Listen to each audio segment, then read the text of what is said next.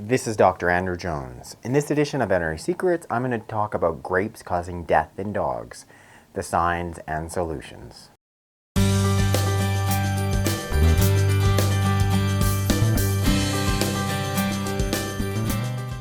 As you may or may not know, grapes and raisins are toxic to dogs. Recently, there's been some discussion around this being some type of veterinary fallacy.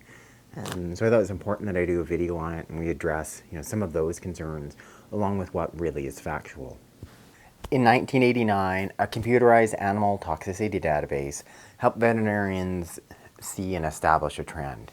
And what they noticed, what they're able to find, is that for a small percent of dogs, after they had consumed grapes or raisins, they developed acute kidney failure. So that's been known factually for the last 25 years.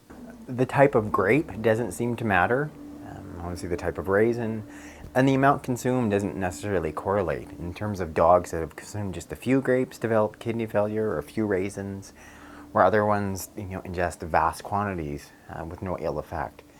So here's what is known, in that dogs that are to be affected, most of them vomit within a few hours after consuming the raisins or grapes.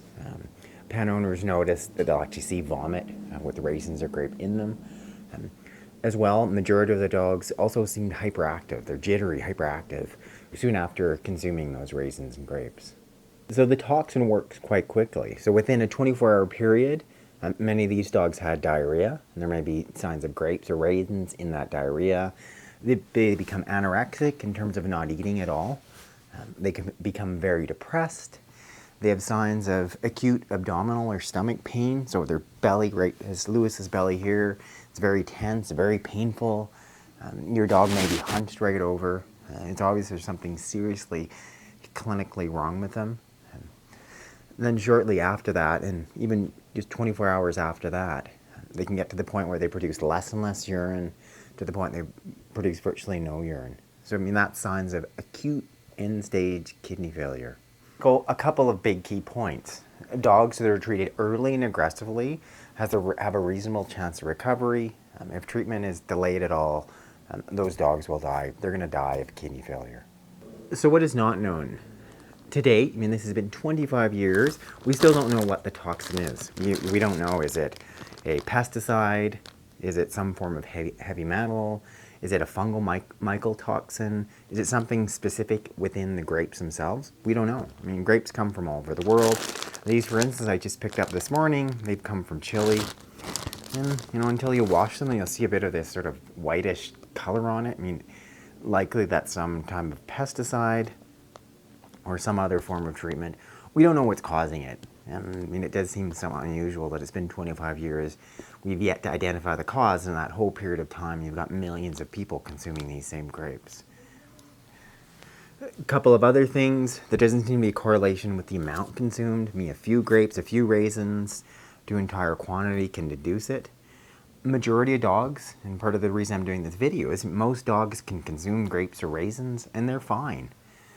When I started to try to get a fixture on the number, looking at databases, I can't actually get an accurate amount of dogs, say, poisoned last year. But looking at sort of the last reported year, they reported about 240 cases. There's no stat in terms of how many thousand dogs actually consumed grapes versus how many actually developed kidney failure. So we know it's a very small percent, and I think that's what's happened now with different internet stories, is that most dogs can consume them and they're fine. But a small percent will consume them and still go into kidney failure. And that's still happening today. So what should you do? Well, obviously the first obvious thing, don't be feeding your dogs grapes or raisins. Make sure they don't have any easy access to them. And think about other areas where you might find raisins. It could be in raisin bran. It might be in some type of trail mix. There's lots of different places where we're adding in raisins. So just want to make sure they're not available, your dog can't get it, and you're cognizant and letting other people know. Never feed your dog grapes or raisins. So then what should you do if your dog consumes a grape or a raisin? Should you overreact? Should you just wait and don't do anything about it? See if they vomit. See if they have some of those other clinical signs. And personally, and if it was my own dog Lewis, I would get him to vomit. That's the single biggest thing, is they ingest it, get rid of that potential toxin. So in terms of inducing vomiting, If you're going to be able to, if you're doing it at home, what we want to use is have 3% hydrogen peroxide on hand. I'm just going to pour some of it into this cup here. Then I have just a bit of tap water in this other cup here. When I'm looking at a dose, we're looking at 5 mils of peroxide, which is a teaspoon of peroxide per 10 pounds of body weight daily. I'm calling Lewis about 80 pounds, so that would be about 40 mils. This is a 35 mil syringe, so a little bit more than what's in this syringe. So I drop, and that's just what? About 3 tablespoons. It's not a lot of peroxide.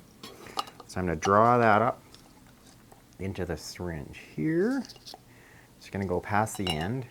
You guys can see it there. Squirt that into this bowl here. Drop the equivalent amount of water. I generally suggest diluting it 1-to-1 with water and peroxide. So 50% peroxide, 50% water, 1 teaspoon or 5 mils per 10 pounds of body weight. And then I would just give that in 2 doses. I'm not going to do it to Lewis now. I don't want him to vomit. But if he were to consume a grape or raisin, that's what I would do at home. Generally, when I'm inducing vomiting at home with peroxide, I'd lift his head up, make sure I get it to the back. I put the syringe right to the back of his mouth, right to the back of his tongue. And then, slowly squirt that in, ensuring that he's swallowing each amount of it. Generally, if your dog doesn't vomit within 10 minutes, then I would repeat it again. Obviously, the other big thing, and if you're at all unsure, you can immediately go to your veterinarian. They have additional things they can do to induce vomiting. They have a special injection. In practice, I used to use a little tablet that would just go under the dog's eye called apomorphine. And pretty quickly, that would induce vomiting. The other thing that you could consider in terms of a grape or raisin toxicity is having activated charcoal on hand. And here it is here. And what it does, it will bind to any of the toxins that your dog or cat has consumed, bind to those in the stomach and hopefully prevent those from being absorbed and helping those move out unabsorbed. There's differing doses. For this one, it's already in a liquid form, which is easiest. I just suggest you shake it well first. You can get it from your veterinarian. You can get it from a whole variety of pharmacies now. And sort of a pretty standard dose is about 10 mils, so that's about 2 of these teaspoons. So if you're looking at this syringe here, you can see there's the 10 ml mark there. So that's 2 teaspoons for about 10 pounds of body weight for activated charcoal. And that's what you would give after you've induced your pet to vomit for whatever toxin they've consumed. I mean, in some cases, when it's been more than a few hours, and likely that food or whatever your dog has ingested has moved its way out of the stomach, then you're not going to be able to induce vomiting, and then the only real treatment is the activated charcoal. The other big point I want to make is one, yes, it is serious. Chances are if your dog consumes raisins or grapes, they're not going to get clinical signs. But you never know, and a small percent do. So I would encourage you to take it seriously. Just in really trying to avoid them so they're not made available to your dog. 2, and if they do consume raisins or grape, ensure that they vomit, or you get them to a veterinarian that they vomit. And especially if they've consumed them, they vomit within a few hours after that, they're showing clinical signs where they're reacting to those grapes or those raisins, get your dog to the veterinarian as soon as possible. Then they can also induce vomiting, get your dog on IV fluids, so aggressively decontaminate, eliminate whatever's in their stomach, and get them on IV fluids, and hopefully prevent your dog from going into end-stage kidney failure, treating the damage to their kidneys so they can then recover. Thank you for watching this edition of Veterinary Secrets. What I want you to do now is first click that link in the box above. That can subscribe you to my channel, and then you can go ahead, click that link in the box below. I can send you my free books and videos on how to treat your dogs at home with my top natural remedies.